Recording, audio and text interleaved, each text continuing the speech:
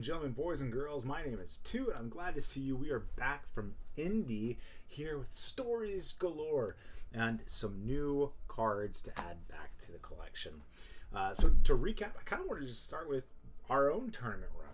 Right, we had a great time playing the event. Leading up to the event, it was definitely nerve-wracking, right?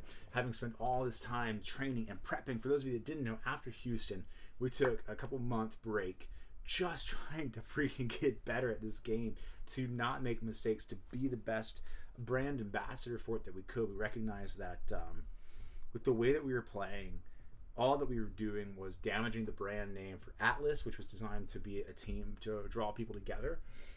And so we decided to take a step back from that. And while we learned just how to make better and more linear plays and get better at the game, so that we could become the ambassadors that we want for this game.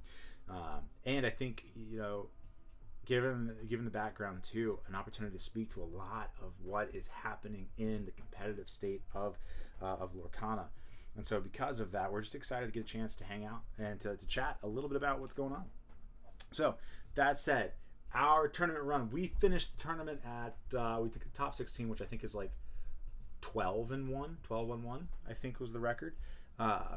We ended up on purple steel of all of the different decks. Let me see. Actually, I might be able to screen share that with you guys. Let me check right quick. Yeah, I can. It's right here. So we're going to do that. We're going to screen share. Here we are.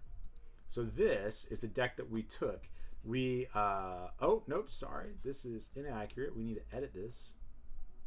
See if it freaks out and doesn't save it, because we deleted the deck list. Yeah, I didn't think it would.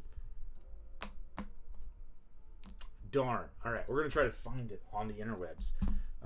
Nathan, Purple Steel, Lorcana, Indianapolis.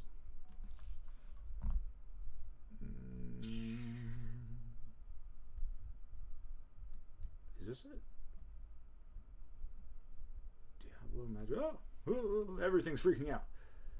Merlin, go, fire the cannons. Yes, I think this is it. Okay, so this is the exact 60 that we played at Indianapolis. 3 copies of Diablo, 4 Magic Brooms, 3 copies of Mulan, 4 Will o' the Wisp, 3 Calhoun, 4 Christopher Robin, 4 Doc, 3 Madam Mim Snake, 4 Smeeze, 2 Benja, 4 Cobra, 4 Fox, 4 Crab, 4 Pete, 3 Genie, 3 Goat, and 4 FTC, Fire the Cannons.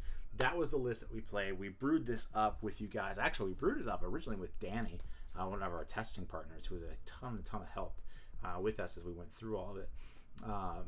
We wanted to attack the meta and play something often. I hate mirror matches. I didn't want to play mirror matches, so we registered this deck. Originally, we were playing Elsa, the 5th Spirit, as a way to try and go play a little bit more mid-rangey, but we found that made the curve a little bit too high. We also used to play Chernbog's Fallers. We cut that in replacement of Mulan and adding some more of the 1-drops that replace themselves a bit better without dying to Eleanor. That was something that we had seen come up a couple of times. And the Calhouns were our saviors against dogs. We ended up taking a loss to Red-Blue, I think, round 5. I hadn't played this deck a lot. I really didn't know a lot of the lines that we were looking for, and so therefore I didn't know how to play against it, and I made a critical error. It didn't end up mattering for our event run. We learned from it, and that was a cool thing playing this deck, because we just learned every single time that we played anything, or any match, we learned something new from it, so that was cool. I felt the list was tight. Changes that I would make probably are just mulligan based. I mean, maybe you could cut a Crab if you wanted something else, but learning how to mulligan against Amber Steel, that was what we ended up losing to in the top 16. But all in all, our run was a ton of fun. We, of course, made top 16, so we got those. We got our second playmat, the Elsa playmat. We were one shy of our Mickey. That sucked. I always felt like I was on such a run that we were going to get a second Mickey this time around, and we didn't. It was heartbreaking. It was such a definitive, like, he won moment. And it was a cool version of Amber Steel. He's playing Smee in it, and so he was able to start contesting my board while getting in there, healing with the Rapunzels. It was just what a cool deck. His name was Brian, I think with a Y, whichever one didn't win, either I or Y, I don't know. But anyways, cool guy, lovely chance to get to play against him. He played tight, I love meeting players, and I love getting beat too, because you just get beat by someone that really knows what they're doing. You play a good game, and it's just awesome. right? I love good competitive games.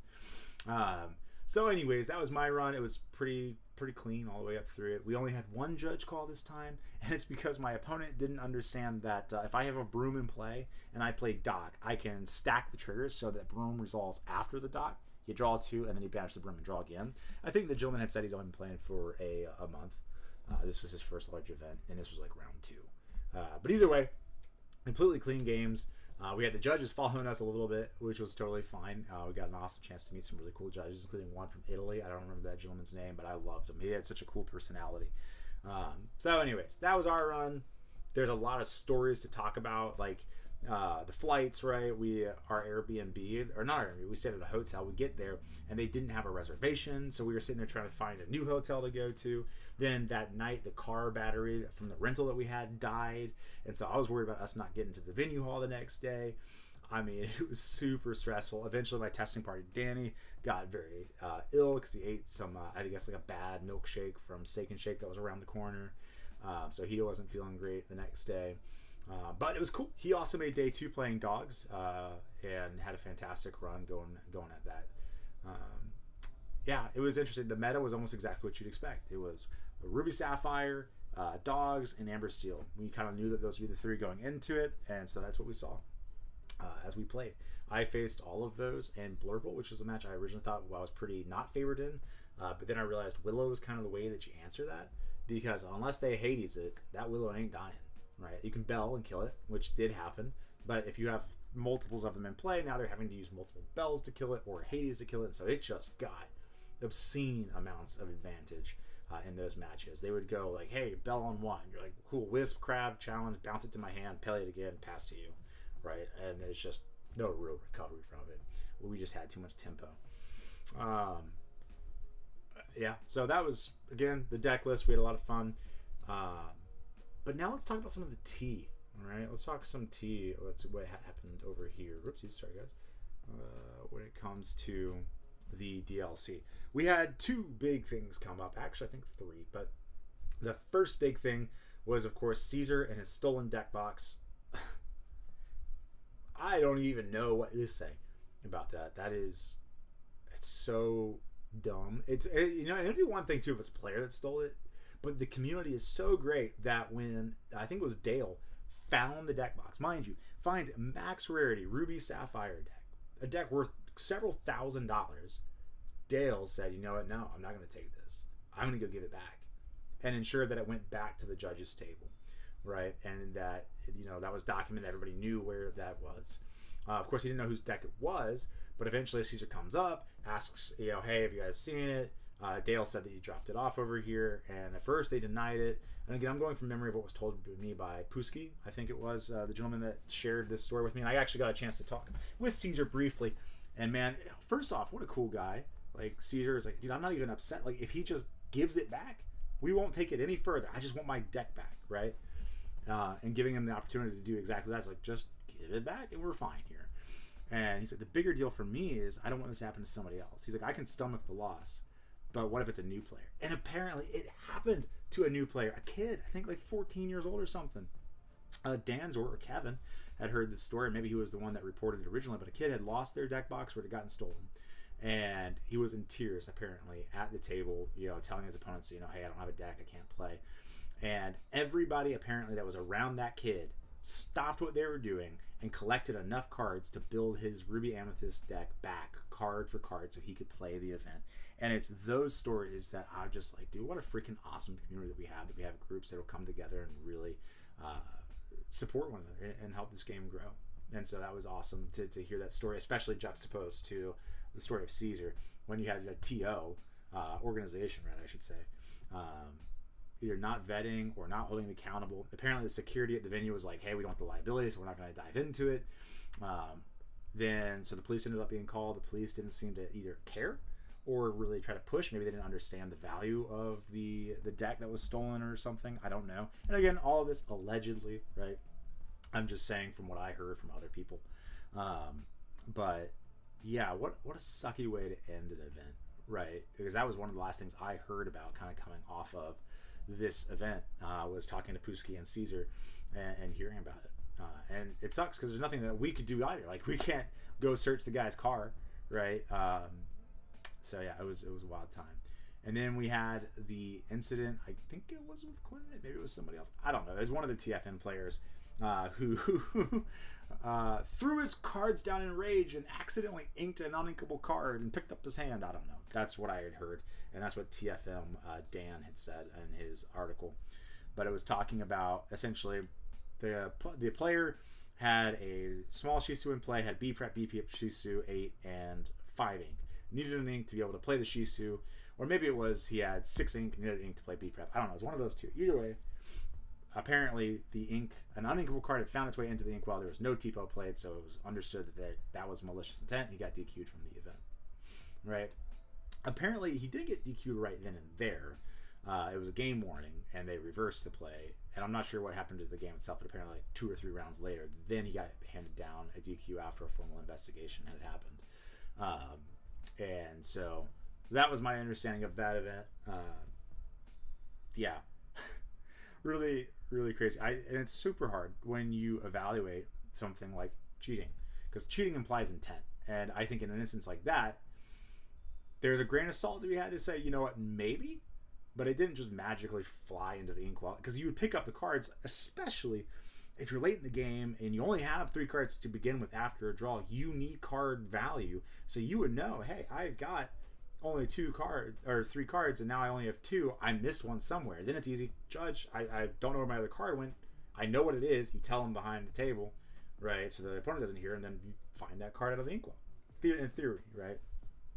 But to be like, oh, I don't know how many cards were in my hand. I don't know. That's something that I'm very sensitive to. Just given my past, I'm like, no, I have this many cards. I draw up to this many cards. Opponent, you see this, like, very transparent with that. So I don't know. It was a wild thing to hear. I heard about it after the fact. I'm not sure if it was streamed or if it was just something that was rumored around, and it did happen. Beats me. And then we had another thing of card scouting or deck scouting, and this is a tricky one, right? So using bots to scrap data that I know that it was publicly available, they said, because of Duels Inc. and allowing that to be public, I guess. I don't know. I am not tech savvy, so I don't hear what I'm saying. This is just my understanding of the situation at hand. But the bot scouting to be able to pull up the someone's Duels Inc. account and be able to review the footage and have AI determine, hey, this is the likelihood of this deck and this card in that deck at this percent certainty, right? And then we'd have folks that would use that data when they sat down. They'd pair it to the Ravensburg Play Hub account, link the two together, and they'd be able to determine, hey, likely what deck are you on? Now, it's funny, there was a story that someone thought that somebody was on blue-red, and they ended up being on amber-steel, and because of that, they mulliganed incorrectly and lost the game. But even still, software like that scraps data that is not accessible to everybody else, right? I don't know. It's like such a gray area. I think the judge said it well. It's immoral, right, to do something like that. Now, in Magic, the community that I came from in Magic, it was very normal to scout tables, to sit there with a notepad and write down, okay, hey, this person in a red shirt with a blue playmat is playing songs, right? That was normal and accepted practice. Now, then you have the other part where they had someone that was doing that, but they were hiring attendees to go and do that for them. I think that's crossing a line, right? I mean, I think all of it is shady, to say the least, right? And I know in my times at Magic, I had no qualms doing it because everybody else was doing it, right? And it was considered normal. But it seems like the consensus of the community is this isn't right. Like, if you have the ability to scrap data that nobody else has access to, then you shouldn't have access to that because that's giving you an unfair advantage compared to the rest of the competitors. And I understand that. I think Alpha said it well. It's about protecting the integrity of the game more than anything else, right? And so because of that too, it's like, okay, what do we do? What can we do? You could post the color pairings publicly so that everybody has access to all the color pairings. But I think the issue with that, though, is the bots they were using were scrapping together deck lists, not color pairings, deck lists, and sharing like, hey, this is the percent probability of you playing 4 decks or whatever, based on the gameplay that it watched you play, and it's scrapped from. And again, this is all speculation. I don't have access to any of the software. I have no idea how it works. I never had access in Magic when I played to any of that software. In fact, I didn't know it existed in Magic. This is the first time I heard about it from Brandon or Braden. But anyways, the fact that you can pull somebody's deck list, I think is completely egregious. Like, that is protected. Now, again, it's not a guarantee of it, but still, just even knowing, like, oh, you are on red blue. The deck list that I looked at, you said that you're playing 2 copies of Hideaway. I'm playing items. It's important for me to know that. Now, they could have changed, but who knows, right? And so, anyways, the scrapping data online, I think, is just absolutely wild, and I don't think can be tolerated in the community. And there needs to be something to do to prevent it. I think they were talking about, the easiest way to prevent it is just to have a different Duels Inc. account if you're going to use Duels than your Ravensburger Play Hub account, so that they can't track it directly. That's one way. Yeah, I have no idea what else could really be done. Of course, create just a throwaway account that you use for Duels account. Or play one thing on Duels and then all of a sudden pull up with a different deck completely, and then nobody has a clue what you're doing. And you'll have a great time.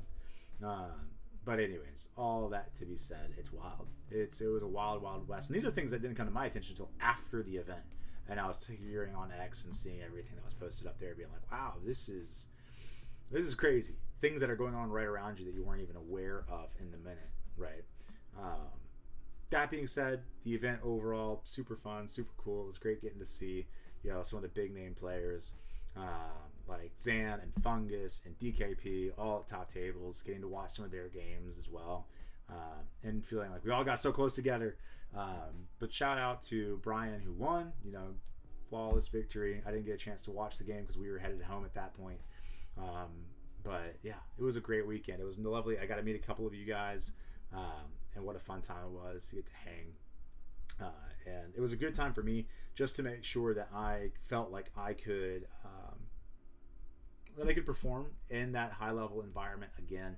And it was super good feeling like we got all the way up to top 16 again, with 0 allegations, clean plays, and just feeling confident. Judges were around us the entire time. I'm like, man, we're doing it, we're playing it well. I don't think I'm going to make a misplay with this deck. And so that was just, for me, exciting to feel like the training that I put into trying to get better had actually paid off and yielded real world results. And so, yeah, we're going to keep doing it. We're going to keep going at it. We're going to keep practicing, trying to clean up our lines, keep testing, producing good content, producing the best deck lists that we humanly can, trying to attack formats at different angles as opposed to just going head on with meta stuff. We have 2 big events. We have CCS 50K and that invitational, and we have nationals coming up, both of which are going to be post-rotation formats. So we're going to be diving into trying to figure out how to break those metas and play post-rotation. We don't have a lot of spoilers, but the spoilers we do have, we're going to try and figure out how does that synergize with the cards that already exist. I know there's a lot of talk about Ruby Amber and Amber Emerald Dog or toys kind of popping up being the tier 1 deck. And so we want to pay attention to that. That's something that I know that some of our teammates will probably be working on, or testing mates will probably be working on, trying to get that going. I am more interested in some of the tempo strategies that we have, like specifically with the new, is it Carl?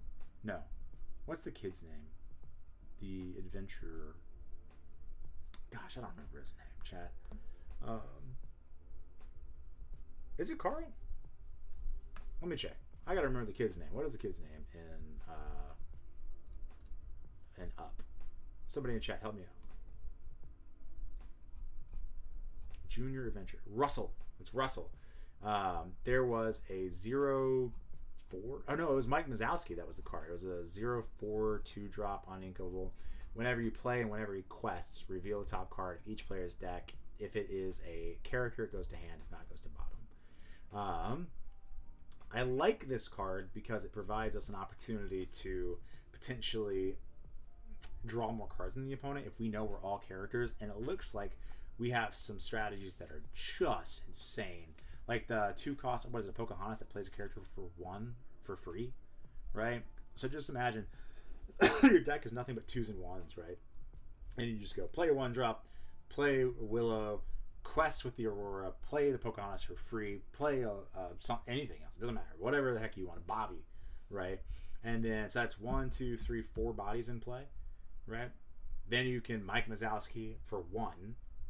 Flip it over. You draw that card because everything in your deck draws, right? And you just keep going. There's a 3 cost whenever a character quests, you draw a card, right? So you can play that and draw like 4 cards on turn 3 and still have a body to go. It just feels like next format's going to be very, very fast, and I'm excited to explore it a little bit. But yeah, that's pretty much the tea that I heard from Indy, right? We had 2 decks that were stolen, one that was replayed or rebought, and the other one that's still missing. We had the Shisu incident, and then we had the scalping that we saw, the scraping data that existed there. What I can say from my experience is I don't believe any of my opponents had access to that. Because every time I would like play, I show them my color pairings, it was always a shock, like, huh, purple steel, huh? And it was just very interesting to see that kind of revelation. So I don't think that they were all scouting. I had a chance to play against, I think, 3, if not 4 Rare Hunter players in the event. Rice Master, David? Shout out David, really cool guy. I want to say he's Scottish. A lot of fun hanging out with him. And then a couple others that were either not wearing their jersey or had something over their jersey. But it was a ton of fun to get to just jam some games against those guys. So shout out to RHS. What an incredible team. What an incredible group of players. Most of them were super chatty in our matches and having fun, just shooting back and forth. And so, yeah, it was a blast. I don't think I had a single opponent that I was like, dude, this sucks. I got a chance for a rematch against Quincy. And it was hard. You know, I recognized that at Richmond, it was my attitude that was in the wrong. You know, the gameplay was fine, but the attitude was just completely bad. You know, and I recognized that, and I told him, like, I sat down with him, and I was like, I owe you an apology. And I just lost words to say anything more from there. And by the end of it, I hope that he realized I was very sincere in that. I don't feel like there was much bad blood left after the match. And I hope that I'm correct in that feeling, because I have no enmity against him. He's a great player, fantastic player.